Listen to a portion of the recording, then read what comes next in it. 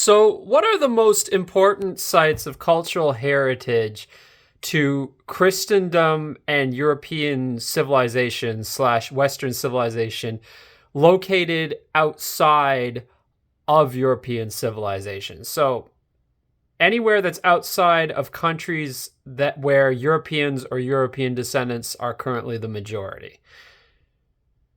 I think there are certain sites that stand out in this regard, and I think it's important to know where they are because these are the kinds of places we need to be concerned about, like what's happening to them when other people are in charge of these countries. And, I think some countries we can negotiate with, others not so much.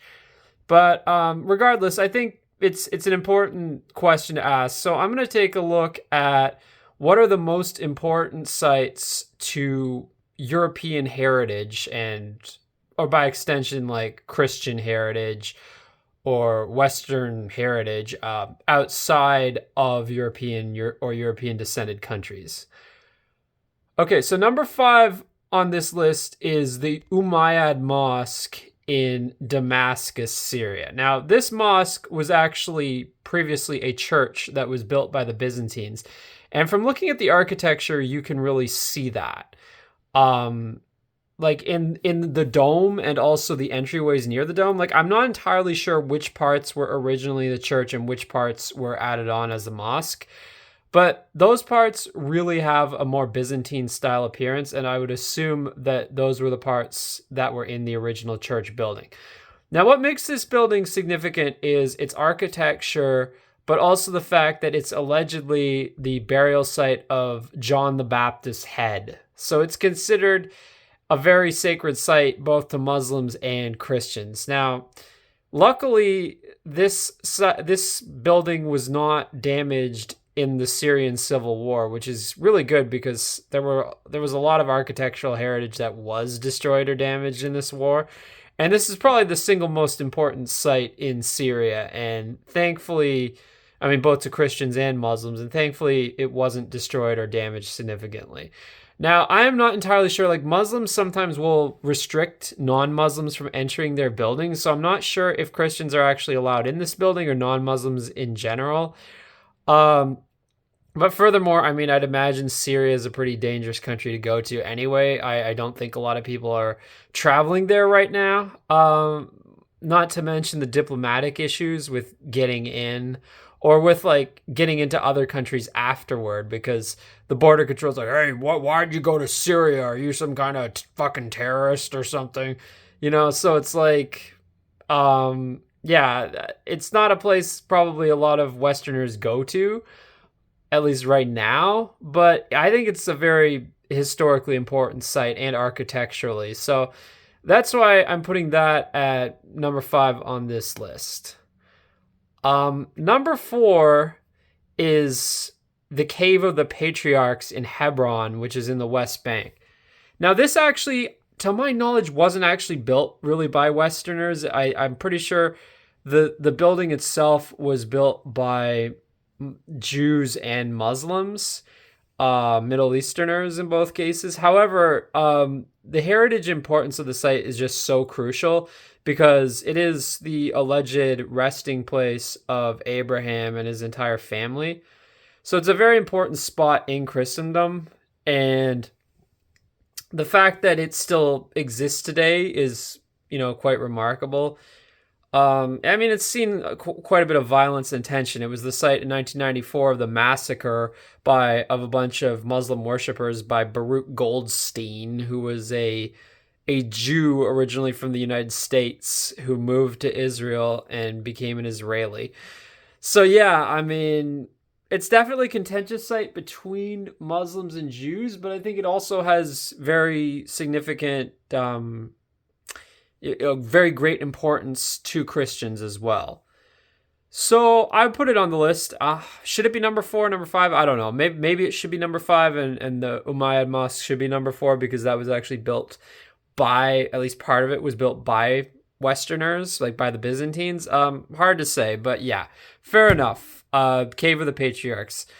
So number 3 on the list is the Church of the Nativity in Bethlehem, which is also in the West Bank. So this is a church built in the alleged site of Jesus' birth. It was built by the Byzantines, and yeah, it's a building that has existed for a very long time. And it has just obviously it has very great significance to Christians. Unfortunately, a lot of the interior artwork doesn't exist anymore. Only fragments of it still exist. I really wish it had been preserved better. It's one of those things where it's like, part of me thinks it should be left the way it is, and part of me thinks it should be repainted in the original style if there's any kind of records that exist of what it used to look like. But the problem is, these days they just half-ass so many things, so they'd really have to do it properly if they're going to do that. But yeah, nonetheless, it's a very important site to Christendom and Western civilization as the birthplace of Jesus. So, and I say alleged for all these things just because, like, okay, we don't necessarily know the exact site. So it's like, we don't know that this was exactly where Jesus was born, but I mean, we know Jesus was born in Bethlehem, but it's just, we don't know it's this exact site. So yeah, but fair enough. But like, yeah, this is the Church of the Nativity. Definitely a very important site. Architecturally, I mean, I'd say it's pretty cool. It's not like astounding architecturally, but still, like, for its historic significance. And I would say the same is true with the Cave of the Patriarchs. Like, I would say those two, they're beautiful buildings, but the historic significance is greater than the architectural significance. Whereas for the Umayyad Mosque in Damascus, I'd say it's pretty significant on both accounts. So yeah. But in terms of historic significance, I mean, definitely one of the most important sites out there. So number 2 on this list is just, by and large, the historic city of Jerusalem. There's so many sites to mention. Like, there's obviously the Church of the Holy Sepulchre, which was built, I guess, allegedly on the site where Christ died. I think that's what, like, where Golgotha was, where Christ was crucified. Also, it was built by, I believe, by the Byzantines, the present structure. And yeah, it's a very, very important site for Christians. Some pretty cool architecture on the inside also. Again, like, I wouldn't say it's like one of the most spectacular churches ever, but it does have definitely some architectural quality to it, and it is quite an old building. In terms of other his significant sites in Jerusalem, there's, I mean, all kinds of locations of various events in the Bible, but architecturally, there's also, say, for instance, the Russian Church of Mary Magdalene, which is from the late 1800s, which is just east of the old city walls, I think near the Mount of Olives or Garden of Gethsemane. And then there's also I think it's called the Church of All Nations, which is from the early 20th century, which is a pretty beautiful church. And yeah, there's also a lot of, like, smaller churches of historic significance too. I mean, there's also the Temple Mount site, which again has significance to Christians as well as to Jews and Muslims. Like, right now, non-Muslims are banned from entering the Dome of the Rock. And I mean, I think that's shitty, but at the same time, I kind of understand why, because I think their reason is mainly because Jews constantly threaten to destroy the Dome of the Rock and replace it with their new temple, which would undoubtedly be a modernist architecture fucking eyesore. It would probably look like the fucking Guggenheim Museum or some shit. And yeah, I mean, but at the same time, Muslims do have a tendency of banning non-Muslims from mosques, even in cases where this isn't happening. So, I mean, frankly, I think both sides are a bit to blame here, like the Muslims and the Jews. But I'm going to say overall, Israel's the greater evil as always, because they are the ones in charge there, and they are the ones who are committing literal genocide right now, and they are fundamentally the chief antagonists of Western civilization. Like, that's just the truth. So yeah, but by and large, yeah, Jerusalem, very important historic city toward Western civilization and Christendom. There's a reason why there's always been this obsession with reconquering it. Um, and yeah, like I can't deny, like it is a very historically important place. So the number one on this list is Istanbul, and specifically several places within Istanbul. Obviously, the Hagia Sophia. Architecturally speaking, one of the greatest, frankly, one of the most beautiful buildings on the planet. Like both interior and exterior, it's just astounding. I mean, yeah, there's some parts where the paint's a bit chipped away, and maybe there could be some refurbishments, or maybe not. Who knows? Like maybe trying to refurbish it could potentially cause more damage at this point, especially if they're going to do a half-assed job at it. So I don't know, maybe it's better to leave it the way it is rather than like repaint the parts that are chipping away. But regardless of that, like it is a gorgeous building. Like the artwork is exquisite and astonishing. Like going inside there myself, like I went there, this is the only place on this list I've actually been, is Istanbul. But yeah, going there last year, it was amazing, like seeing this building firsthand. Unfortunately, the Turkish government has now restricted access where non-Muslims are only allowed on the upper galleries, and I think that's kind of shitty. Because there's certain parts that you can't see from there, like some of the different wings of the building.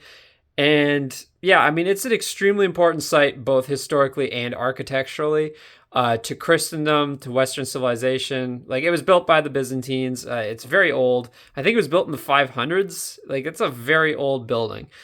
And yeah, it has Muslim and Christian architectural elements. I really wish they would uncover the faces of the seraphim. Like they did one by accident, and you can only see one of their faces. The seraphim are like those winged angels that there's four of them on the main dome in the interior, and one of them you can see its face because I think it was like in like 2009 or something. They were doing some sort of refurbishment and they accidentally revealed its face. So it's like, yeah, you might as well just reveal the other three also. I mean, and that's the funny thing. It's like they hide the figure of the Virgin Mary with the baby Jesus, but they leave the seraphim's face showing. Is that because that's not the direction they're praying in? I don't know. But yeah, I mean, the Turkish government has kind of gone back on a lot of their promises because they promised, oh, the Hagia Sophia will remain free for all to enter. It's like they're kind of starting to go back on that now, at least partially. I think, again, this is something they should be called out on, and this is something that I think we could negotiate with them on. Like, I think Turkey fundamentally is a more reasonable country than, say, Israel, for instance, and they're probably more willing to negotiate on things like this. So yeah, the Hagia Sophia is obviously like the most important place in Istanbul to Western civilization, but there's other parts of the city too. Like there's the Galata Tower, which was built by, I believe, by Italians. I think it was either Venetians or Genoese. I think it was actually Genoese who built it. People from Genoa. And yeah, that's a big landmark in Istanbul also. And the Basilica Cistern, I think, was built by, was it the Byzantines or even earlier, like the Romans? I'm not sure, but it's a pretty cool, it's like a underground like reservoir type thing, but with a bunch of pillars where they collect water, and it's ancient. And yeah, that was built by, in the pre-Muslim era by Europeans. And it's still there today, can be toured and visited. And I think there's also like, I mean, even a lot of the stuff built by Muslims in Istanbul, like built by the Turks, is still shows a lot of European architectural elements in its influence. And I think, there's still some like racially, like when you look at the portraits of the royalty from, throughout the Ottoman Empire, a lot of them are just very, very white looking. So like, I'd imagine that like much of the upper class of Turkish civilization, especially in Istanbul, was basically more or less racially white. And again, to this day, like, I mean, I'd say people who look white are a minority within Istanbul, but there still are a good number. So yeah, I mean, all things considered, like, yeah, Istanbul, despite being in what is essentially a non-Western country today, still holds a lot of importance for Western civilization. And as far as places within Istanbul that were built by Muslims that have the most Western influence, I would say definitely the Dolmabahce Palace, the Dolmabahce Mosque nearby, and also the Ortaköy Mosque. Like I would say some of those are definitely, they're all in kind of the same part of the city, on the northern part. And yeah, those are all very European influenced. So yeah, those I think are the most important places in terms of like architecture and history that that still exist today, to Western civilization that are located in non-Western, like non-European, non-white, whatever you want to call it, like countries. So yeah, that's my thoughts on that.